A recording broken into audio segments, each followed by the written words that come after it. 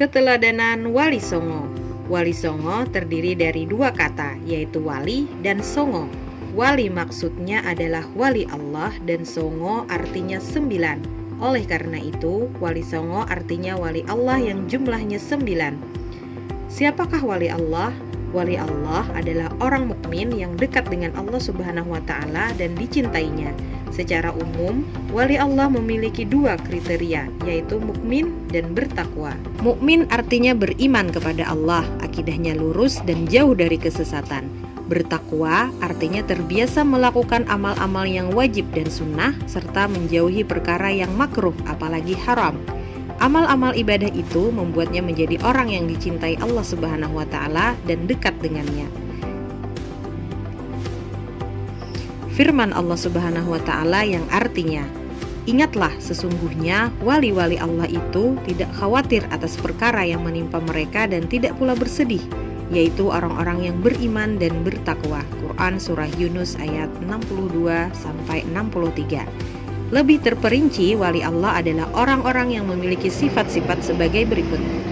1. Akidah yang lurus, artinya menganut akidah Ahlus Sunnah wal Jamaah seperti yang diajarkan oleh Rasulullah SAW. Kedua, ikhlas dalam beribadah, artinya ibadahnya selalu diniatkan lillahi ta'ala. Ketiga, menjadikan Rasulullah SAW sebagai imam, artinya menjadikan Al-Quran dan hadis sebagai sumber kebenaran yang diikuti dan diamalkan.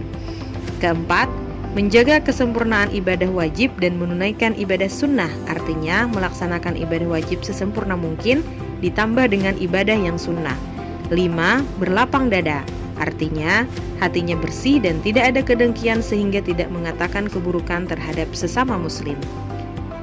Keenam, cinta dan benci karena Allah, artinya mencintai atau membenci seseorang semata-mata karena Allah, tidak karena sebab-sebab duniawi. 7.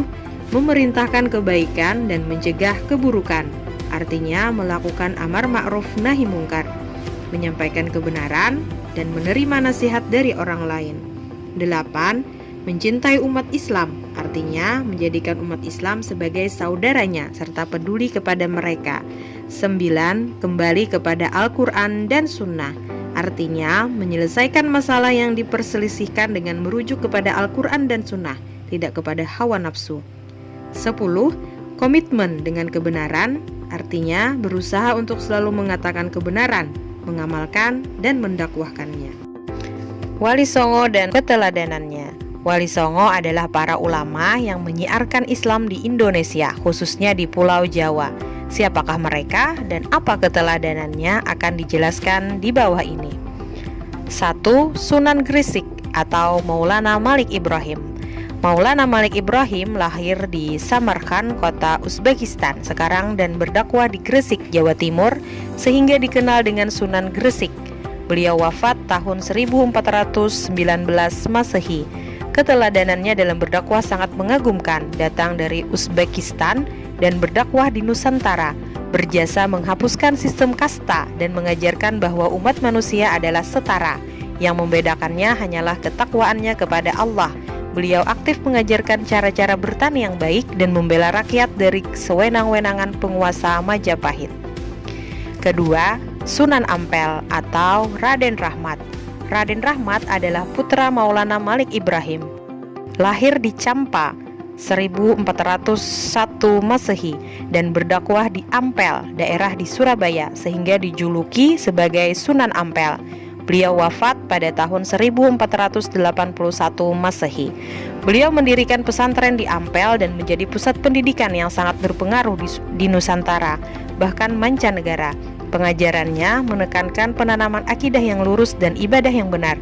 Beliau menyederhanakan pengajarannya dengan istilah molimo, yaitu tidak melakukan 5M, yakni main atau berjudi, mabok atau minum minuman keras, maling atau mencuri, madat atau memakai narkotika, dan madon atau berzina. Ketiga, Sunan Giri atau Muhammad Ainul Yakin. Muhammad Ainul Yakin adalah putra Maulana Ishak, saudara kandung Maulana Malik Ibrahim. Beliau membuka pesantren di daerah perbukitan Desa Sidomukti Gresik. Dalam bahasa Jawa, bukit disebut Giri, sehingga dijuluki dengan Sunan Giri. Beliau wafat pada tahun 1506 Masehi. Pesantren itu berkembang menjadi salah satu pusat kekuasaan yang disebut Giri Kedaton, sehingga Demak tidak lepas dari pengaruh Sunan Giri. Beliau diakui sebagai mufti dan pemimpin tertinggi keagamaan setanah Jawa. Lulusan pesantren Giri juga dikenal sebagai para pendakwah yang gigih ke berbagai pulau, seperti Madura, Ternate, hingga Nusa Tenggara. Yang keempat, Sunan Bonang atau Maulana Magdum Ibrahim. Maulana Magdum Ibrahim adalah putra Sunan Ampel. Beliau berdakwah di Tuban, Jawa Timur dan wafat pada tahun 1525 Masehi. Disebut Sunan Bonang karena cara berdakwahnya yang unik, yaitu mempergunakan seperangkat gamelan yang disebut bonang, yakni sejenis alat musik yang terbuat dari kuningan yang menonjol di bagian tengahnya. Hal itu dilakukannya karena masyarakat Tuban sangat menyukai hiburan. Alat musik bonang dijadikan media dakwah agar banyak masyarakat yang tertarik untuk belajar agama Islam. Di sela-sela pertunjukan gamelan itu, Sunan Bonang berdakwah. Yang kelima, Sunan Kalijaga atau Raden Said. Raden Said atau Raden Mas Syahid adalah anak seorang bangsawan Adipati Tuban bernama Tumenggung Wilatikta, dijuluki sebagai Sunan Kalijaga dan wafat pada tahun 1513 Masehi. Sejak muda Sunan Kalijaga giat mencari ilmu agama, pernah berguru kepada Sunan Bonang, Sunan Gunung Jati, dan Sunan Ampel. Sunan Kalijaga memiliki kerendahan hati atau tawadu, peduli, dan dekat dengan masyarakat. Dakwahnya dilakukan dengan bijaksana dan bertahap.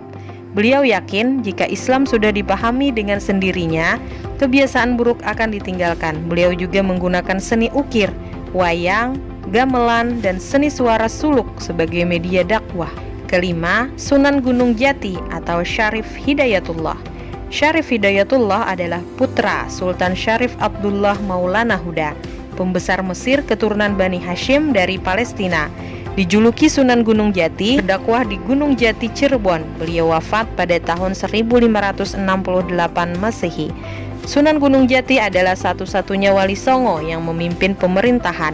Sebagai putra Raja Pajajaran dari pihak ibu, kekuasaannya efektif menyebarkan Islam dari pesisir Cirebon ke pedalaman Pasundan hingga Banten. Keberhasilannya dalam berdakwah didukung oleh caranya mendekati rakyat, yaitu dengan membangun jalan-jalan yang menghubungkan antar wilayah. Ketujuh, Sunan Derajat atau Raden Kosim. Raden Kosim adalah putra dari Sunan Ampel dan bersaudara dengan Sunan Bonang. Disebut Sunan Derajat karena berdakwah di Desa Derajat, Paciran, Kabupaten Lamongan. Beliau wafat pada tahun 1522 Masehi. Sunan Derajat terkenal sebagai penyiar Islam yang berjiwa sosial dan sangat memperhatikan nasib kaum fakir miskin.